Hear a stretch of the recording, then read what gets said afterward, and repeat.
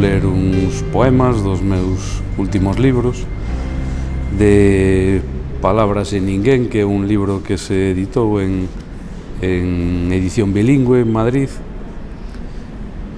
Entrou na codia da luz, ulía a esperanza a viño agreado, escoitou tras das paredes ferver a mercromina, o aire estreaba os corredores da unción. Detivo o paso, a música derretida nas bisagras impediu abrir a caixa do recordo. Mirou por riba dos ombros, ardía a cidade na súa ollada.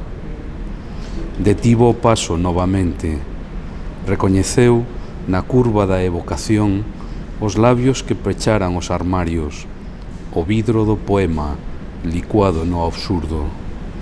Fíxose a pregunta de a quen ou para que escribir, e o día rematou como empezara.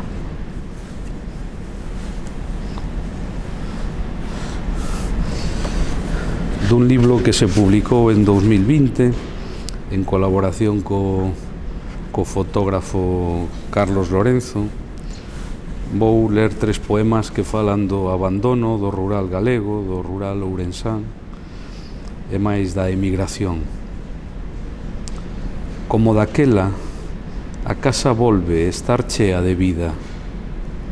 Florece cada primavera o sabugo e a figueira no seu interior. Os paxaros aniñan nas fendas que foi esfarelando o adobe. Cada mes de abril, os pardaos abren os balcóns para recibir a polinización da memoria. Dentro aínda estarán os recordos que os mortos nunca levan consigo. O interior da casa é unha metáfora perfecta do que somos, natureza voraz, comprimida entre as ruínas.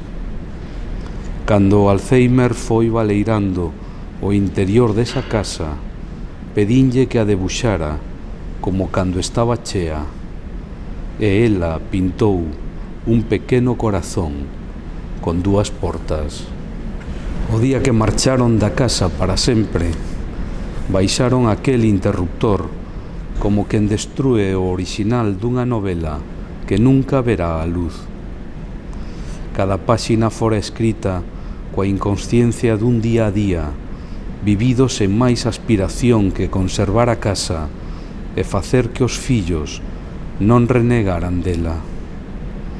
Naquelas páxinas quedara pegada de todos os desenganos, de todas as decepcións que fixeran da familia un mapa realista da diáspora. Agora importa pouco o valor daquel relato. O interruptor nunca máis se volveu prender. A ficción é ese tempo sementado de esperanzas traizoadas. Volver para contalo sería como reescribir a historia que ninguén se atreveu a protagonizar. Os pardaos viñeron facer o seu niño á cama dos avós. Encheron o seu oco con palla e polas de cerdeira. Cada tarde pouso nese oco a miña ollada e penso nos centos de horas investidas en ir e vir dende Núar a Sorga cunha poliña de esperanza nos ollos e 2 ás de pardao no peto. Os pardaos non saben da dignidade de trigo e seixo dos nosos avós, pero ocupan o seu espazo e nós sabemos por qué. Para nenos maiores e para maiores que se senten nenos. Altruísmo. Hai palabras gratis como hola, palabras que non costan nada como quererte, palabras que valen pouco como mañá, palabras que saben a menta como silencio, palabras que nunca dormen como soñar. Hai palabras que sempre volven como eco e palabras que nunca reclaman como dar.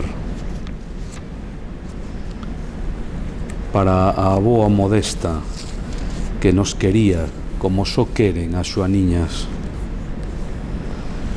Coleccionaba xoaniñas en caixas de mistos traídas de Portugal.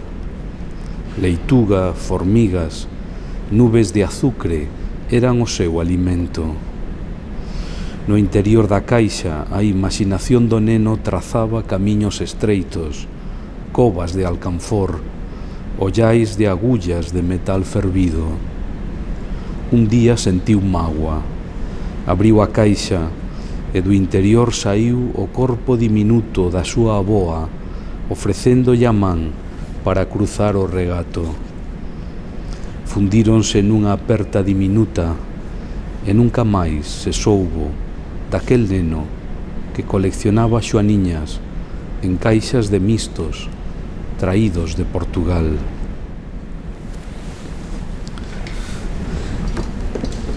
E agora vou ler un par de poemas que están inéditos. Poema para ler do dereito e ver do revés. Construín unha casa con palabras inventadas. Cada letra era unha pedra, cada frase unha parede, cada parágrafo un cuarto.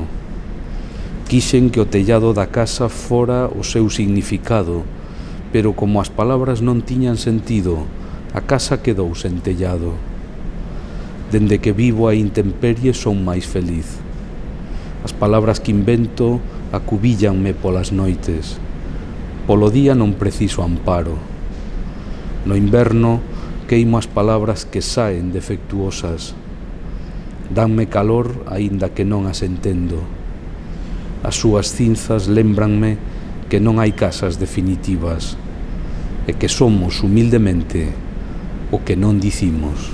Hai días nos que penso que escribo porque ninguén me entende. Sempre me dixeron que tiña unha letra ilexible e iso faime pensar ás veces que as palabras que fago miñas veñen dun país afastado. Non direi que non. Un día un xaponés quedou descifrando esa caligrafía coa que escribo cando quero dicir cousas que nin eu mesmo chego a comprender de todo e acabou concluindo con incrédula certeza: xaponés non, chinés non, coreano non. Quedei aliviado, se vos digo a verdade. Ás veces penso que son a reencarnación dun calígrafo oriental que padecía Alzheimer e desapareceu da súa casa un bo día para vir habitar as miñas palabras incomprensibles.